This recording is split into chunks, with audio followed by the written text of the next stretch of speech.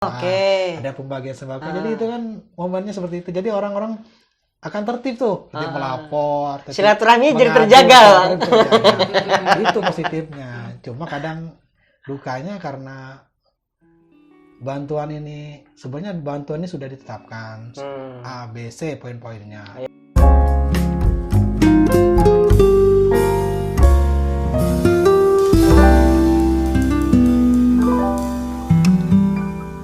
Oke, assalamualaikum warahmatullahi wabarakatuh. Selamat datang lagi di channel Bebet Sokwit. Malam ini kita kedatangan tamu yang spesial juga, karena beliau adalah salah satu, ya boleh dikatakan profesi yang masalah urus-urus mengurus lah pokoknya kan, kayak gitu. Jadi beliau ini adalah ketua RT. Kenapa saya bawa? Maksudnya kayak gini sih, keresahan ketua RT itu seperti apa, seperti itu.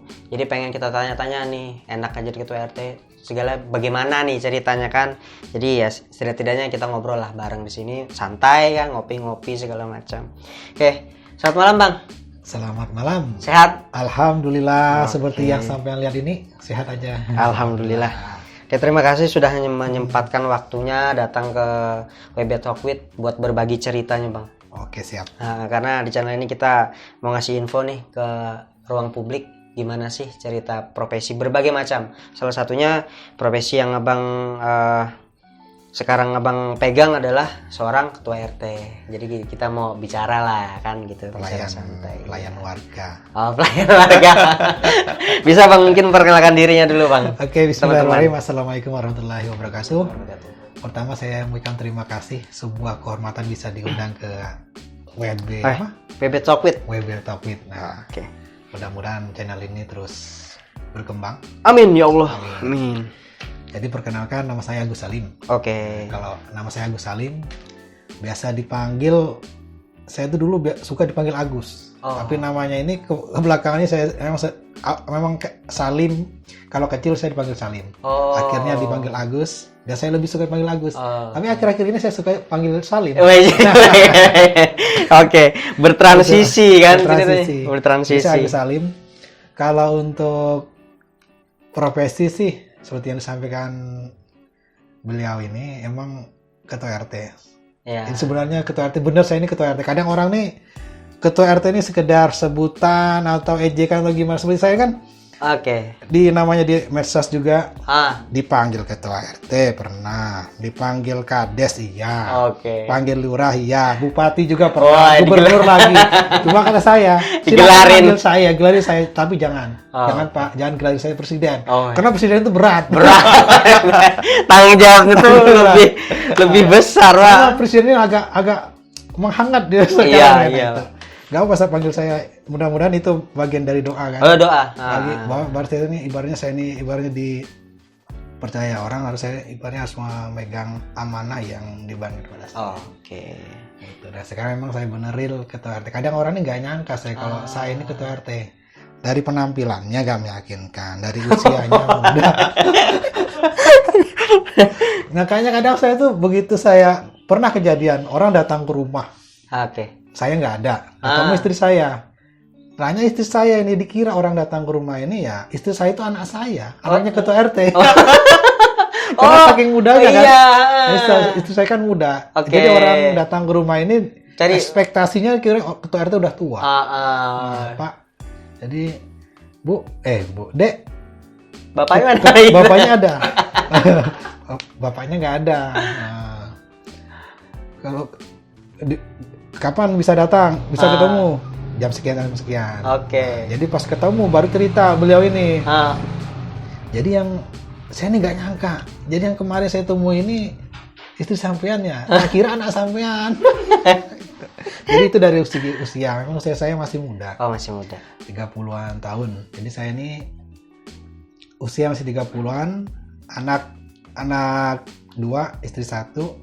Kalau untuk profesi sebenarnya ya serabutan sih. Kalau usaha yang ditanya orang biar agak berkelas ya saya pengusaha properti ya. Mantap, berkelas. Tapi kalau istrinya ya kalau memang sebenarnya serabutan.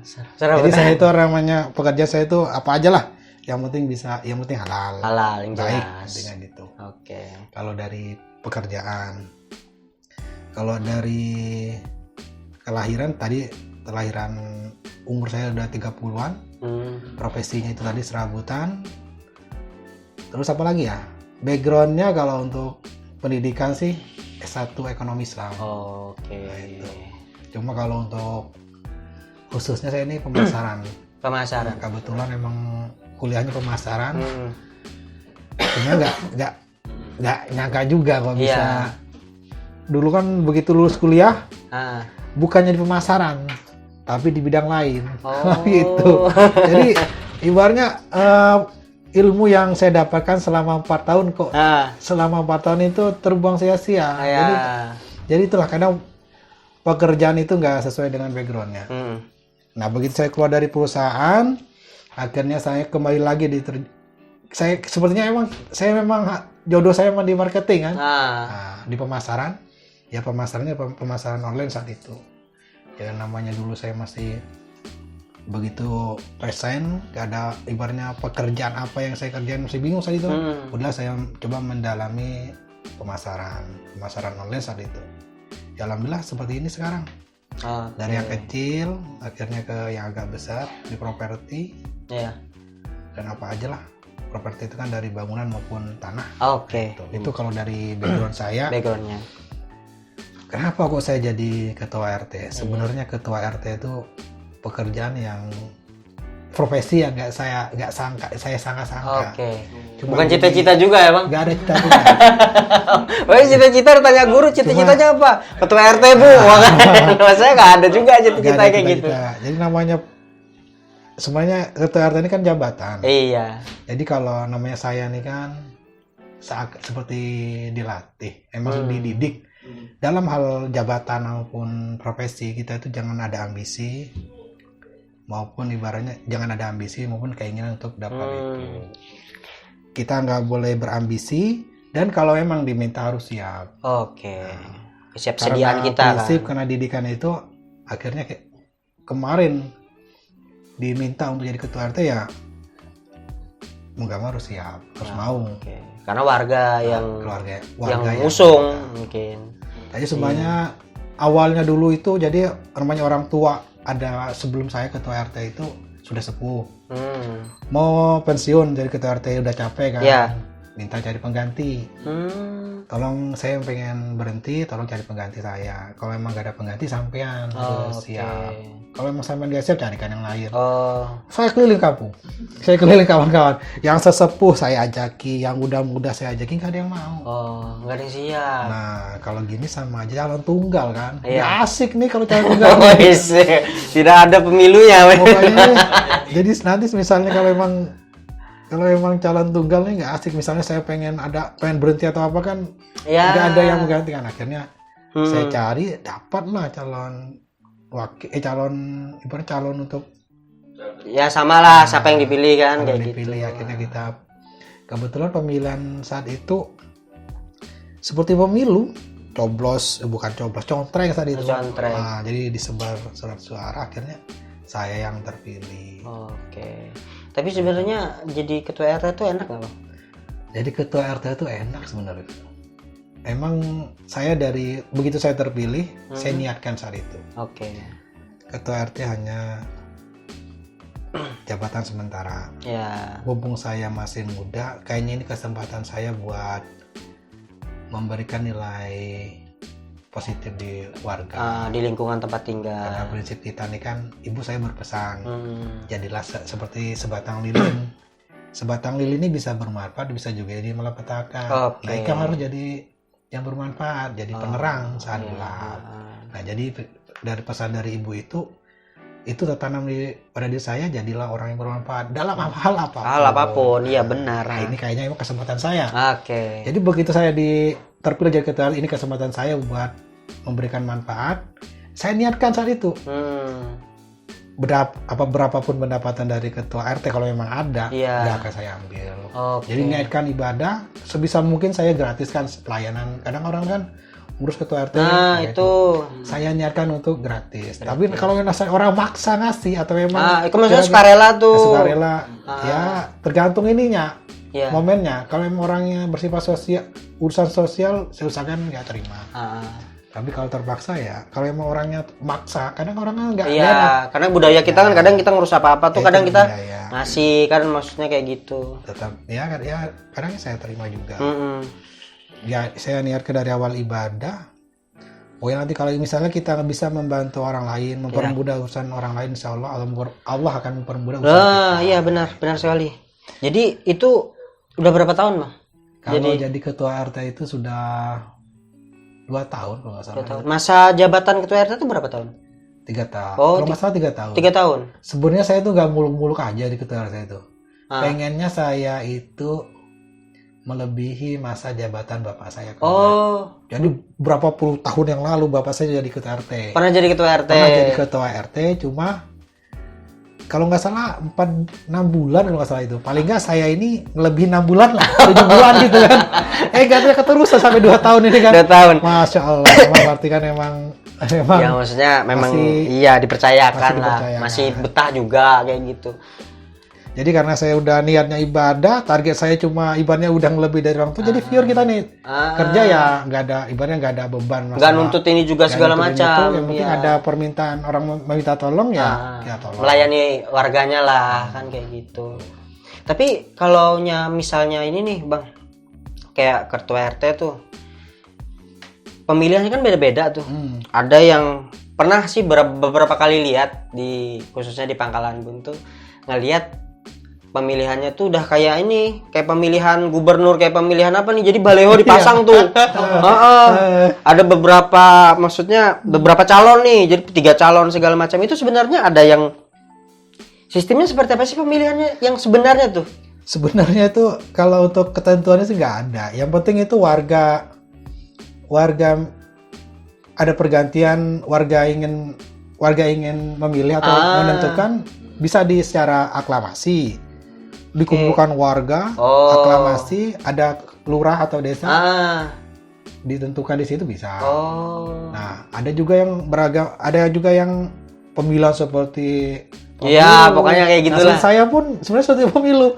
Jadi dikasih surat suara di IDER. Jadi ketua RT yang lama itu ngider. Jadi macam-macam caranya itu. Macam-macam. Cuma maksudnya begitulah cara demokrasinya kan kayak gitu. Demokrasinya seperti itu, bisa secara langsung mungut seperti pemilu, bisa juga aklamasi. Kadang dikumpulkan di musola, di masjid ataupun di balai RT itu.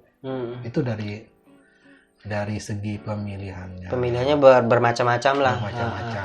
Nah, kalau ini Bang kan kita nih kan lagi pandemi nih, COVID-19. Kerjaan makin lebih berat atau biasa aja? Jadi ketua RT nih. Aduh, nah ini mungkin bisa berkaitan dengan suka dan duka jadi ketua RT kalau masalah pandemi ini. Jadi kalau masalah pandemi ini ya suka dukanya beragam. Kalau sukanya gini. Jadi orang akan perhatian sama RT. Nah, perhatiannya apa? Dia akan lebih tertib administrasi. Dia akan lapor ke RT. Ada masalah, ada ibaratnya dia karena pandemi ini kan momen-momen misalnya ada pembagian BLT, ada pembagian sembako. Jadi itu kan momennya seperti itu. Jadi orang-orang akan tertib tuh, melapor. Silaturahmi jadi terjaga. Itu positifnya. Cuma kadang dukanya karena bantuan ini, sebenarnya bantuan ini sudah ditetapkan A, B, C poin-poinnya. Ternyata yang terdampak atau yang terdampak itu ternyata sampai A, B, C, D, C sampai Z. Nah, ternyata ya padahal yang cuma dibatasi sekian. Kadang itu yang jadi kendala kita. Jadi orang ini, saya merasa terdampak, kenapa nggak dibantu? Nah, itu berkaitan pandemi. Kadang juga sudah kita ajukan, mereka sudah berharap nih, terlalu berharap, sudah berharap. Pengajuannya sekarang ternyata realisasinya berapa bulan kemudian. Itu yang kadang jadi jadi RT itu jadi bulan-bulanan. Yang RT dibilangin inilah itulah segala macam. Kita sudah ngajukan, kita sudah mengumpulkan berkas, kok nggak ada bantuan. Iya. Jadi akhirnya jadi prasangka. Iya. Ya gara-gara pandemi ya, kadang dukanya seperti itu. Kadang ya warga, ya hal itu yang bikin kadang jadi merusak silaturahmi kita. Kalau kita sih, maklum aja warga kan. Ya.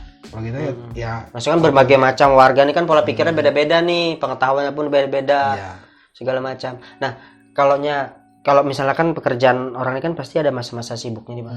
Nah, kalau ketua RT tuh, momen-momen apa tuh sibuknya tuh? Terlepas dari COVID ya, dari kita pandemi ini. RT itu biasanya sibuknya itu menjelang pemilu. Sebenarnya itu bukan rahasia. Jadi rahasia umum. RT itu begitu susah, jarang diperhatikan. Tapi begitu menjelang yang suka-suka kayak gitu, pesta-pesta seperti itu, sangat diperhatikan orang. Sangat diperhatikan. Apalagi para politikus itu pasti datang. Tapi begitu kemarin, contohnya pandemi nih, dukanya ketua RT itu sebenarnya paling terdampak itu ketua RT. Ribet ngurus warga. Tapi ya pernah saya sindir ke beberapa birokrat. Boleh sampean tuh perhatikan juga ketua RT. Profesi ketua RT banyak yang memiliki pendapatan tetap dan tidak tetap. Kenapa aku nggak dapat bantuan itu? Saya cuma iseng-iseng aja saat itu. Dengan bahasa saya untuk menyindir mereka. Ya sampai sekarang alhamdulillah nggak ada. Ya paling nggak itu yang kita dapatkan adalah mungkin saat itu kita merasa terpojokan, merasa terdolimi atau merasa nggak enak. Saat itu kita berdoa mudah-mudahan saya ikhlas, saya kuat bisa menghadapi ini. Mudah-mudahan ini adalah hal yang tidak enak ini menjadi penghapus dosa saya, mempermudah segala urusan saya. Aja. Berarti momen-momen sibuknya mungkin salah satunya yang pas pemilu itu atau pas musim orang kawin biasanya musim orang kawin atau ada masalah juga, masalah warga, berbagai macam sih. Kalau masalah sibuknya RT itu 24 jam sibuknya. Oh iya benar. Iya, kadang kita pas waktu baru megang sendok, tok assalamualaikum. Wah, taruh dulu sendoknya, taruh lagi sendok belum sampai ke tuangan, belum aja step pertama itu udah. Iya. Baru aja mau gini, assalamualaikum. Kita nggak mau dilayanin juga nggak enak, takutnya malah dapat omongannya nggak enak. Akhirnya kita taruh, itu kadang itu, jadi 24 jam. Kadang juga pas lagi tidur nyenyak, pas lagi sudah mimpi-mimpi indah gitu tuh, kring suara HP kan, suara telepon kan. Ini kayaknya adalah pernah kejadian kemarin lagi mimpi gimana, udah mimpi indah karena tapi kok ada suara dering, suara telepon nih kan. Kayaknya ini bukan dalam mimpi. Bener saya bangun, bener suara telepon, ternyata ada masalah di salah satu tempat. Jadi kita begitu subuh langsung kita ke sana. Pernah seperti itu. Langsung tanggap lah. Jadi ketua RT itu sibuknya 24 jam. Jadi ya kan sering tuh Bang ngeliat kayak di pos kamlingnya tuh tulisan lapor RT, tamu lapor ke RT 1 kali 24 jam. Maksudnya tuh apa, Bang? Apakah itu yang pokoknya terserah lah mau ngelapor mau jam 12 kayak jam 2 dini hari kayak itu kayak gimana tuh? Itu kan sebenarnya udah memang aturan pemerintah. Tamu wajib lapor kan kayak gitu. Tertib lingkungan. Jadi kalau memang kita lebih dari 24 jam kita harus lapor. Dalam 24 jam itu 1 kali 24 jam harus lapor. Ya kadang itu kembali kesadaran masing-masing. Kadang itu orang nggak datang, nggak laporan. Begitu ada masalah baru lapor. Nah, biasanya kan misalnya kayak orang pindahan atau orang mungkin cari kosan segala macam kan. Kadang mereka cuman urusannya tuh sama yang punya kosan, sama yang punya rumah. Tapi maksudnya nggak laporan tuh ke RT-nya, Pak saya warga baru di sini, baru pindah di rumah saya di sini kan. Maksudnya mungkin tertib administrasinya yang saat wajib lapor 1 kali 24 jam mungkin seperti itu ya Bang ya? Iya. Oke, jadi kan, jam berapapun pindahan lapor lah biar RT-nya bangun. Ya alhamdulillah sebenarnya mereka tuh ya tahu diri lah, tahu jam, tahu waktu. Kadang kita ya jadi ketua RT ini kita sudah tahu ini kita pekerjaan kita 24 jam, jadi harus siap, harus standby, harus siap. Kadang itu jam 10 malam, jam 11 malam, ada suara motor depan rumah, sudah ini tamu gini ya, ini ada apa, sudah siap nih, seperti itu. Tambah lagi mungkin kalau ada misalnya warga yang kemalingan atau ada keributan apa-apa atau malam, ada penggerebekan misalnya kan, iya, penggerebekan dari aparat Satpol PP atau kepolisian, kita pasti koordinasinya ke ketua RT-nya kan, kayak gitu. Nah ini Bang, kita sedikit agak melenceng jauh nih. Ternyata teman-teman, beliau ini punya channel YouTube juga. Nah ya salah satu konten creator juga. Jadi channel YouTube-nya apa Bang namanya Bang? Kalau channel YouTube saya ada 2. Sarjana Tobat sama SPGpedia. Oke, kontennya bahas apa tuh Bang? Yang Sarjana Tobat di dulu. Kalau Sarjana Tobat bersifat adventure sama dunia ikan. Oh. Saya ternak ikan, saya nangkap ikan. Adventure juga, ada juga traveling. Oke. Karena hobi saya ini kan adventure, traveling. Iya, pokoknya senang-senang lah hobinya. Jadi hal yang bersifat hobi saya lebih cenderung ke Sarjana Tobat. Terus kalau yang SPGpedia? SPGpedia cenderung ke pengetahuan umum, berita viral maupun berita terkini, dan yang terbaru yang lagi naik, lagi hangat-hangatnya saya ngulas misteri. Nah, misteri itu yang hobinya tuh yang horor-horor tuh bisa tuh mampir ke channelnya beliau. Nanti mungkin saya taruh di deskripsi atau nanti di ini.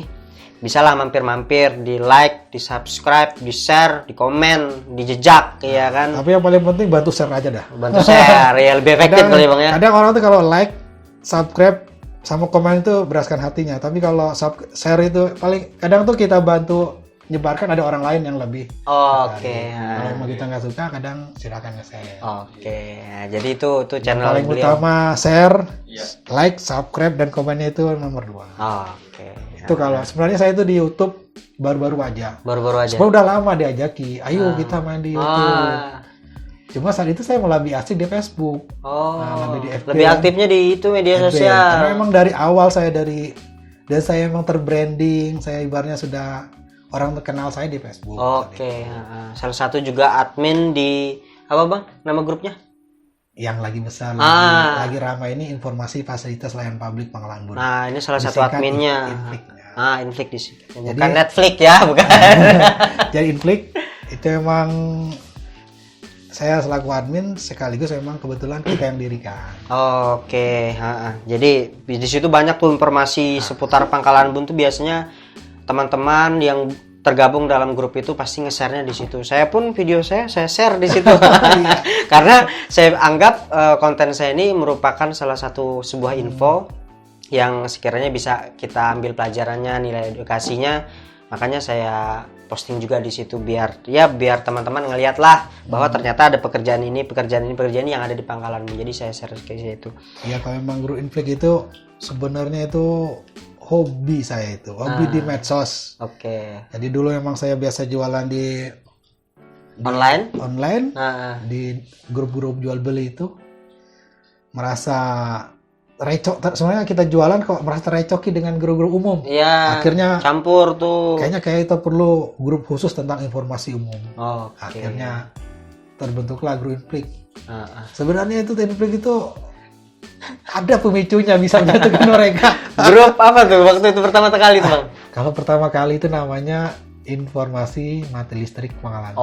Waktu kita masih sering mati listrik tuh, padam. Jadi saya itu sebenarnya ya strategi juga itu namanya itu.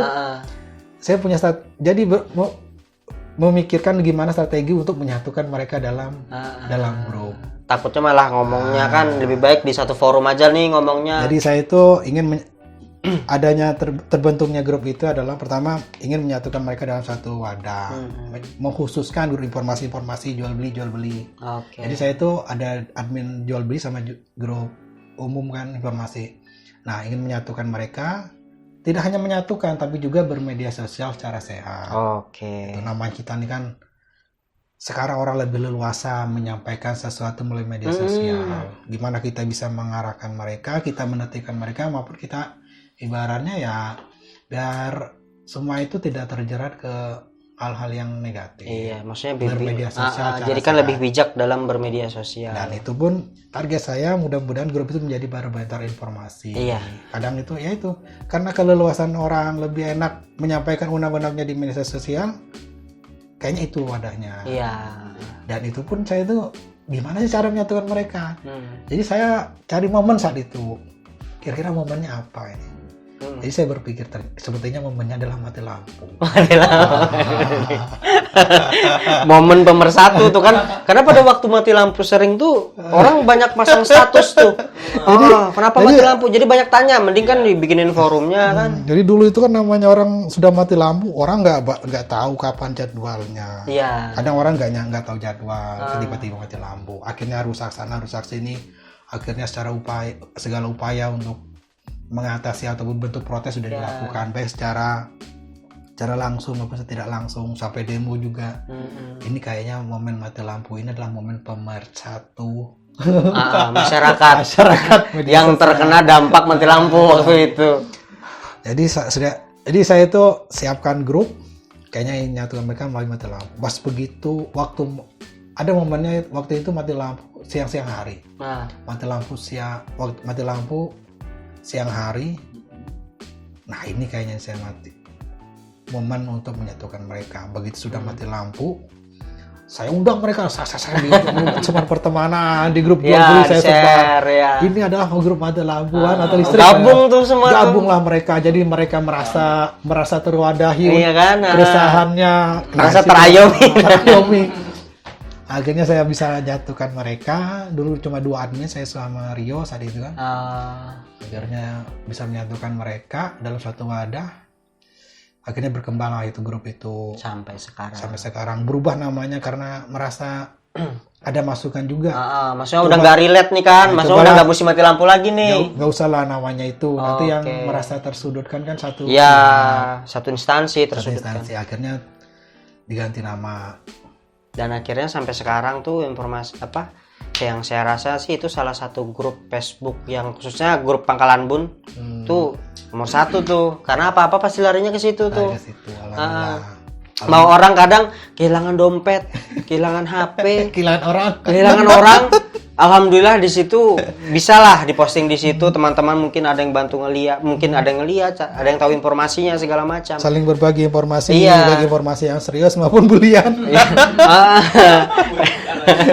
Akhirnya sebenarnya saya itu suka ngebully, cuma karena di situ saya jadi adminnya. Iya, jadi jaga diri, jaga tangan. Tapi kalau di grup lain, kalau ada yang undang saya, jadi rame itu. Oke Bang, sambil diminum aja Bang, kita santai kan, kita ngobrol santai. Tapi yang mau nggak mau kita sebagai ketua RT, kita tuh nggak bisa memilih, kita nggak bisa pilih kasih. Orang yang tertib mau tidak tertib harus kita layani. Oke. Kalau kita milih-milih ya, itu namanya ego. Iya, malah kita dapat omongan yang tidak enak pemirsa. Iya, kadang tertawa aja. Ya menggelitik kita, kenapa kok mereka begitu udah enak-enak masih pasangan lagi bahagia nggak ada ngelapor. Begitu ada masalah baru ngelapor. Iya. Jadi ya itu ketua RT-nya jadinya jadi ikutan ribet. Jadi pusing. Jadi, ada masalah sama hukum ya, kita dipanggil, ya Pak ini warganya Pak bermasalah. Warga yang mana? Tak pikir. Melihat juga nggak pernah. Kok ada masalah. Ya kena sasaran aja. Sampai RT-nya kok nggak tahu kan ya? Karena kita udah mesani juga sama tetangga terdekat maupun pihak yang ibaratnya yang tahu tempat itu. Kalau emang ada yang baru misalnya laporan sama kita. Ya, diminta kerjasamanya. Udah nggak usah lama-lama, kasih aja KTP sama kakak dah. Pak, saya warga baru. Pergi aja nggak apa ya. Iya. Yang penting saya itu ada. Iya kan, jadi kan enak pendataannya. Kadang juga datang ke rumah, ujuk. Siapa nih minta tanda tangan ini kan? Ya. Karena biasanya datang ke rumah tuh kalau nggak ada masalah atau ada bantuan, atau ada urusan mau kawin, atau mau ada pinjaman, atau mau sekolah, baru urusan sama ketua RT. Tapi kalau nggak ada urusan, nggak ada ngelapor. Sampai mungkin saya beranak pinak kalau nggak ada ibaratnya nggak ada usaha sama ketua RT, mungkin dia nggak bakal datang gitu. Iya pasti sudah. Jadi pikir dia kan nggak apa-apa nih, santai kan. Padahal kita udah berusaha untuk mengingatkan mereka, teman-teman yang lain juga. Ya, alhamdulillah sekarang ini kan namanya di lingkungan juga kan kita ada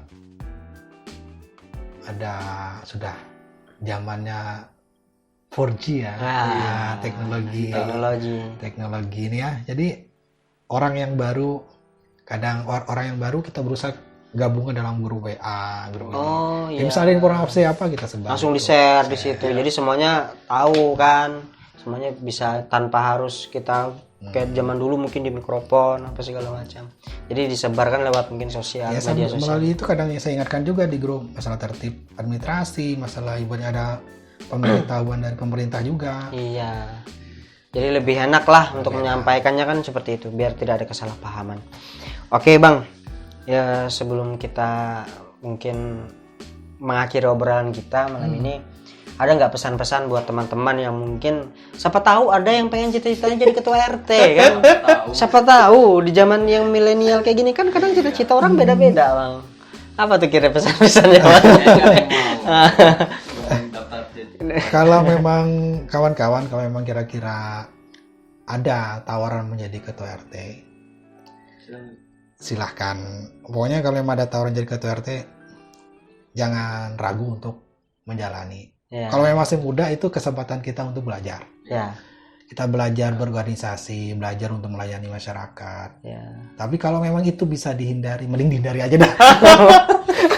Itu kalau memang bisa dihindari aja. Ya. Nah, tapi kalau memang kalian mau belajar, pengen belajar untuk melayani warga, pengen benar-benar pengen ini ya silakan. Ya, tidak ada salahnya. Itu kesempatan kita untuk belajar.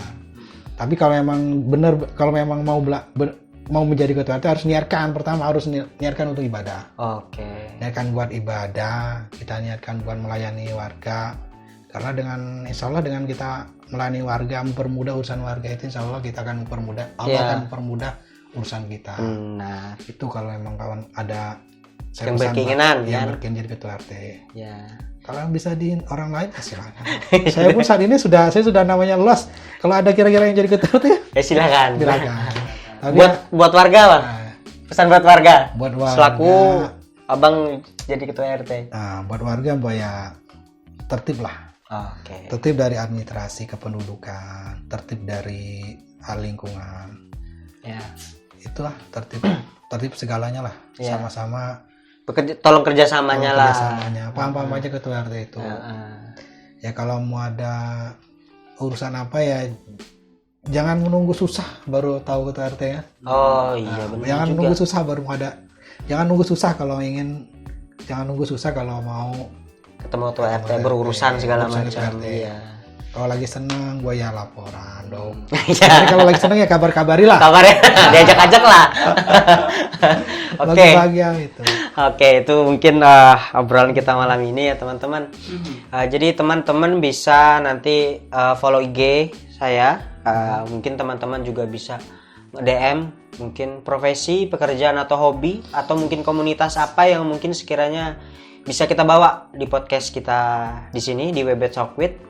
Mungkin nanti akan kita baca satu-satu, mungkin DM dari teman-teman. Bisa juga follow IG-nya nanti ya Bang ya. Apa IG-nya Bang? IG-nya Salim Punya Gawe kalau nggak salah itu ya. Oh kalau nggak salah, oke. Berarti nanti saya taruh aja di deskripsi biar lebih jelasnya. IG-nya Salim Punya Gawe itu. Oke, nanti saya taruh di deskripsi. Tapi kalau yang paling penting ya itu aja dah, support di channel saya di SPG Media maupun Sarjana Tobar. Oke, bisalah nanti di subscribe, dikunjungilah channel beliau. Semoga itu jadi salah satu channel hiburan teman-teman yang mungkin suka berselancar di media sosial, melihat YouTube segala macam, mungkin bisa mampir di channel beliau. Nah, kebetulan momen sekarang nih saya berpesan. Kalau teman-teman ini kan di media sosial, mari kita gunakan media sosial secara sehat. Oke, siap. Gunakan media sosial secara sehat dan bermanfaat. Ya. Lebih untuk orang lain. Nah, saling menjaga situasi lah. Oke. Apalagi menjelang pemilu nih. Oh. Menjelang pemilu atau menjelang hal lain. Ini momen-momennya lagi lempar-lemparan bola panas. Lempar bola panas, black campaign. Ya, itu udah pasti, Pak. Ya. Oke. Terima kasih teman-teman sudah menyaksikan podcast kita malam ini yang menurut saya asik. Mantap jiwa. Oke. Oke, Bang, terima kasih sudah datang ke podcast Webet Sokwit. Oke. Mungkin cukup sampai sekian teman-teman. Assalamualaikum warahmatullahi wabarakatuh.